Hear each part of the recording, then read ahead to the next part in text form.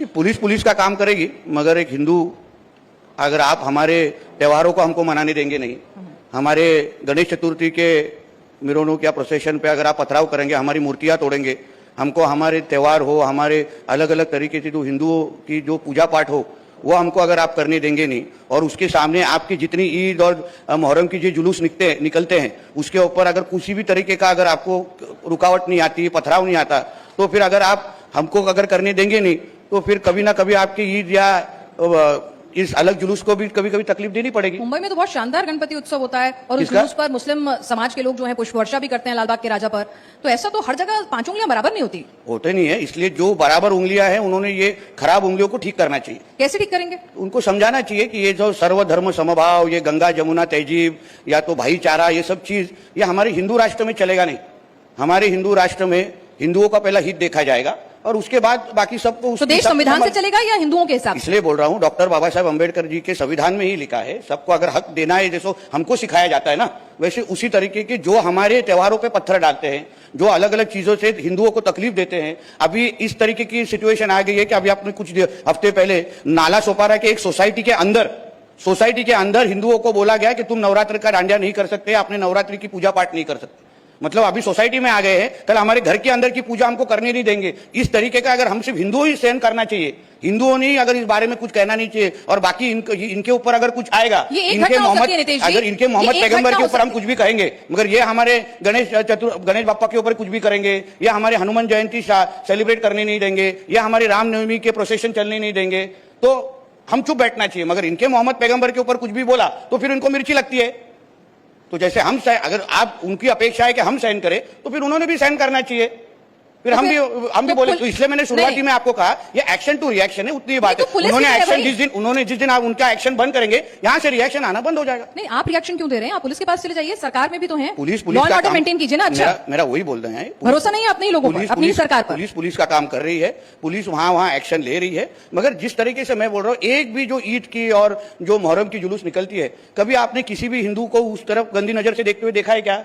कभी उसके ऊपर कभी पथराव का एक भी इंसिडेंट आपने इंडिया टीवी पे चलाया है क्या? अगर हम आपकी ईद और अलग अलग जुलूस के ऊपर अगर आपको तकलीफ देते नहीं, अगर हम आपके मस्जिद के तरफ गलत नजर से देखते नहीं, तो आप हमारे मंदिर को और हमारे अलग अलग त्योहारों के ऊपर गंदी नजर से क्यों देखते हैं? आप कह रहे हैं कि देश में मुसलमानों के साथ कहीं भी कोई भी हिंदू मिसबिहेव करता ही नहीं, मॉब लिंचिंग होती ही नहीं है, किसी भी मुसलमान के साथ भेदभाव होता ही नहीं है, पिक्चर परफेक्ट सिचुएशन है, बस सारे बेचारे हिंदू ही हैं जो मरे जा रहे हैं। देखिए, ये सवाल कभी आप उनको पूछिए, मैंने उनको भी पूछा। हाँ, कभी फिर सामने अभी उसके पहले भी मेरे को नीचे बिठाया, थोड़ा और एक कुर्सी उधर लगा देते तो सबको चुप कर देता मैं।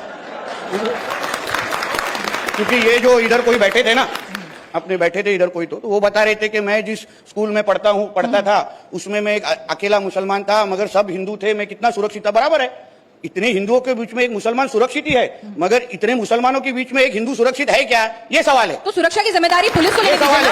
वो सुरक्षित नहीं है, क्योंकि अगर आप पाकिस्तान आप फडणवीस जी को बड़ा पसंद करते हैं, गृह मंत्री हैं, डिप्टी सीएम हैं, उनके ऊपर जिम्मेदारी है लॉ एंड ऑर्डर मेंटेन करने की। देखिए, मैं बार बार कह रहा हूँ, मैं आपको बार बार कह रहा हूँ, ये राजनीति की बात नहीं है। मैं किसको पसंद करता हूँ नहीं पसंद करता हूँ, ये उसके लिए स्वयंवर का शो नहीं है। मेरा विषय ऐसा है कि आखिर में यहाँ ये मेरे धर्म की बात हो रही है। मैं हिंदू बन के अगर मैं एक भूमिका ले रहा हूँ तो उसमें कुछ गलत होना नहीं चाहिए। मैं अपने धर्म के लिए बात कर रहा हूँ, राजनीति की जगह पे राजनीति करेंगे ना, मगर आज अगर हिंदू बन के अगर हमारे हिंदुओं के देश में अगर इस तरफ कोई मस्ती कर रहा है तो हम एक्शन टू रिएक्शन जरूर देंगे। लेकिन आप एक विधायक भी है ना, तो उसके पहले हिंदू हूँ। अच्छा, उसके पहले हिंदू मैं विधायक सिर्फ हर 5 साल के लिए रहता हूं, उसके बाद मेरे लोग मुझे चिंता देते हैं, मगर मैं हिंदू तो आपकी सोच ये है कि आप पहले हिंदू हैं और बाद में विधायक, तो सबके साथ सबका विकास कैसे करेंगे जो मोदी जी कहते हैं? ऐसा है ना, मैं विधायक बन के भी हिंदुओं का बात उठा सकता हूँ ना। ऐसा कोई हम जब शपथ लेते हैं ऐसा बोलने नहीं, कहाँ लिखा हुआ नहीं रहता कि आप अपने धर्म की सुरक्षा नहीं कर सकते, दूसरे धर्म से भेदभाव नहीं कर सकते, ऐसा लिखा रहता है। तो वो दूसरे धर्मों को आप बोलना चाहिए ना, हिंदुओं को धर्म के साथ भेदभाव मत करो। तो हमको तकलीफ, आप इतना अच्छा शो एक्स मुस्लिम शो चलाते हैं, आप खुद चलाते हैं, तो आप तभी आपके सारे शो हम खुद देते हैं, उसमें आप सवाल सही तरीके से पूछते हैं, मगर आज अलग सवाल नहीं। आज भी वही सवाल पूछ रही हूं मैं, दोनों तरफ से बराबर सवाल पूछती हूँ। अच्छा चलिए, आपके नेताओं को, आप ही की पार्टी के नेताओं को, अजीत दादा को आपके बयान पसंद नहीं आते हैं, बहुत नाराज रहते हैं, ठीक है, वो शिकायत कर देंगे आपकी। उनका सवाल है। देखिए, अजीत दादा हमारे राज्य के बड़े नेता है, उन्होंने अपनी पार्टी की कैसी आइडियोलॉजी चलाना चाहिए वो उनकी बात है। हमारी भूमिका स्पष्ट है, हिंदुत्व पे कोई भी कॉम्प्रोमाइज हम करेंगे नहीं, हम इसलिए हमारे हिसाब से हम चल रहे हैं। लेकिन जब आप अजीत पवार को जो कहते हैं कि मैं सेकुलरिज्म से कॉम्प्रोमाइज नहीं करूंगा, 10% सीटें जो हैं वो मुसलमानों को दूंगा, तो जब आप उनको अपने साथ लाते हैं तो कहीं ना कहीं आइडियोलॉजी से कॉम्प्रोमाइज तो आपने भी किया ना? नहीं, हम हमारे आइडियोलॉजी के साथ चल रहे हैं। कॉम्प्रोमाइज उनको सोचना है कि करना है कि नहीं। अगर वो करना नहीं चाहते तो हमारे वरिष्ठ उनके साथ बात कर लेंगे, वो मेरा विषय नहीं है उनको समझाना नहीं समझाना। मैं अपने हिंदुत्व की बात कर आप रहा तो हूं। उनको भी धमका रहे हैं, कह रहे हैं जाके शिकायत करनी हो कर दो, मुझे कोई दिक्कत नहीं। अभी मेरे हर चीज आपको धमकाना लगता रहेगा नहीं, मैं तो बता बात करना मुश्किल हो जाएगा। नहीं, मैं आपको बता देती हूँ। आप कहते हैं अजीत पवार को जिससे शिकायत करनी है कर ले, ये आप ही का बयान है ना। इसमें कुछ गलत नहीं है। मैं उन्होंने वही बोला कि आपको जहां बात करना है आप बात कीजिए, हिंदुत्व ये विषय पे कोई कॉम्प्रोमाइज नहीं होगा, बात खत्म। उनको जहां बोलना है उन्होंने बोल दिया है, तो भी अगर मेरी जबान रुक नहीं रही है मतलब आप समझ जाना चाहिए तो क्या जवाब आएगा। पीछे ऐसा तो नहीं है कि आपको डर नहीं लगता कि भाई क्या है, स्टेट में भी मेरी ही सरकार है, दिल्ली में भी हमारी सरकार है, डबल इंजन प्रोटेक्शन है। वापिस बोल रहा हूँ, ये कोई राजनीति की बात नहीं है। मेरे धर्म के बारे में अगर कोई गंदी नजर से देखेगा तो बोलने का अधिकार मुझे भी है, आपको भी, और यहाँ बैठे हुए हर एक हिंदू को है। लेकिन अगर हर आदमी नितेश जी अपने हाथ में अपने हिसाब से एक्शन का रिएक्शन देने लग जाएगा तो भीड़ तंत्र हो जाएगा। इसीलिए अदालतें हैं, इसीलिए पुलिस स्टेशन हैं, इसीलिए हमारा संविधान है, गाइडलाइंस हैं। तो इसीलिए जो आप बहुत अच्छी तरह से मुझे समझाने की कोशिश कर रहे हैं, कभी तो उनको सबको साथ में बुलाइए जो सर तन से जुदा के नारे हमारे राज्य में देते हैं, जो पाकिस्तान के झंडे सब जगह लहराते हैं, पाकिस्तान जिंदाबाद बोलते हैं, अल्लाह अकबर के जोर जोर से नारे देते हैं, उनको आप पैलेस्टाइन के झंडे यहाँ दिखाएंगे तो आप उनको जरा जाके समझाइए। जिस दिन वो बंद हो जाएगा ये बंद हो जाएगा।